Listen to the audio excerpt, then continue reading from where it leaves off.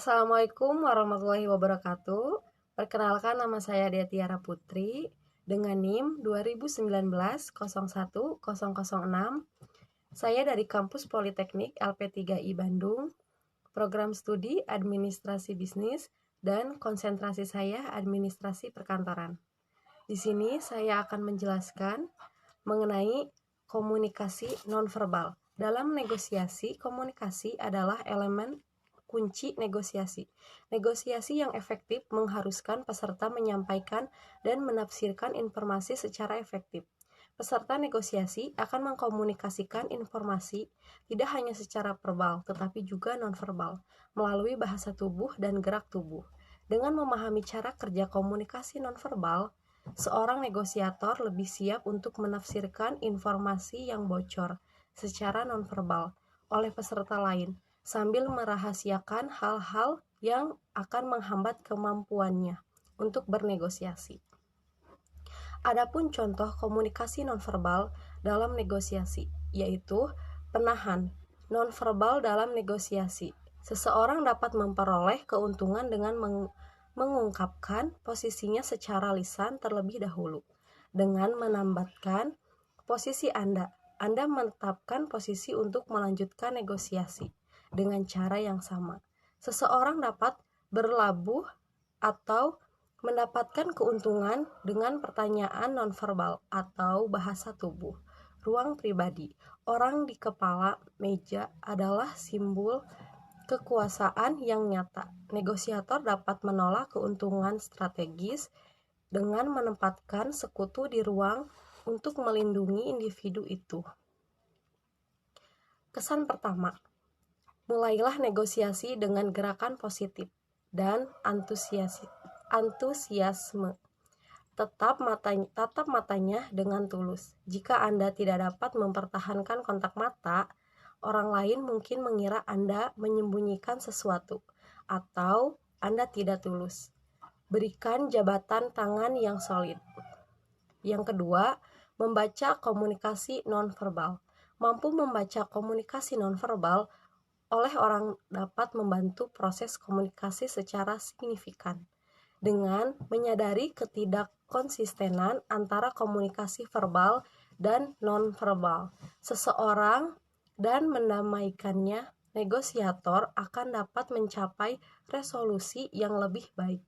Contoh, ketidaksesuaian dalam bahasa tubuh meliputi nervous look atau tertawa tidak sesuai dengan situasi. Ini bisa menjadi tanda kegugupan atau ketidaknyamanan. Jika ini terjadi, sebaiknya Anda menyelidiki dengan pertanyaan untuk menemukan perasaan sebenarnya dari orang tersebut. Kata-kata positif tetapi bahasa tubuh negatif. Contohnya, seperti jika seseorang bertanya kepada rekan negosiasinya, apakah mereka kesal, dan orang tersebut meninjau dan menanggapi dengan tajam. Apa yang membuat Anda berpikir ada sesuatu yang mengganggu saya? Tangan terakat dalam posisi mengepal. Orang yang mengangkat tangannya dalam posisi ini mengungkapkan rasa frustasi. Bahkan ketika dia tersenyum, ini adalah sinyal bahwa orang yang melakukannya mungkin menahan sikap negatif.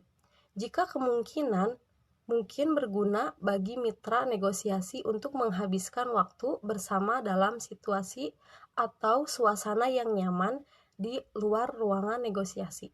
Mengetahui bagaimana setiap mitra berkomunikasi secara nonverbal di luar pengaturan negosiasi akan membantu mitra negosiasi untuk merasakan ketidaksesuaian antara komunikasi verbal dan nonverbal dalam pengaturan negosiasi. Yang ketiga, ada menyampaikan penerimaan. Cara mitra negosiasi mempromosikan tubuh secara relatif terhadap satu sama lain dapat mempengaruhi seberapa reseptif masing-masing terhadap pesan dan gagasan orang lain. Wajah dan mata. Negosiator reseptif tersenyum, banyak kontak mata. Ini menyampaikan gagasan bahwa ada lebih banyak minat pada orang tersebut daripada pada yang dikatakan. Di sisi lain, negosiator yang tidak reseptif melakukan sedikit atau tidak ada kontak mata. Mata mereka mungkin menyipit atau otot rahang mengepal dan kepala sedikit menoleh dari pengeras suara, lengan dan tangan. Untuk menunjukkan penerimaan, negosiator harus merentangkan tangan dan membuka tangan di atas meja atau bersantai di pangkuan mereka. Negosiator menunjukkan penerimaan yang buruk ketika tangan mereka dikepal, disilangkan, diposisikan di depan mulut mereka atau menguap bagian belakang leher mereka. Kaki dan tungkai. Negosiator reseptif duduk dengan kaki menyatu atau satu kaki sedikit di depan yang lain. Saat berdiri, mereka mendistribusikan badan secara merata dan meletakkan tangan di pinggul dengan tubuh dimiringkan ke arah speaker. Negosiator yang tidak reseptif terdiri dengan menyilangkan kaki, menunjuk menjauh dari pembaca, dan batang tubuh. Negosiator reseptif duduk di tepi kursi mereka, atau membuka kancing jas dengan tubuh memiringkan ke arah pembicara. Negosiator yang tidak reseptif mungkin bersandar di kursi mereka dan membiarkan jas mereka tetap dikancingkan. Negosiator reseptif cenderung tampak santai dengan tangan terbuka dan telapak tangan terlihat jelas. Cukup sekian penjelasan dari saya, semoga bermanfaat. Kurang lebihnya mohon maaf. Wabillahi taufiq wal hidayah. Wassalamualaikum warahmatullahi wabarakatuh.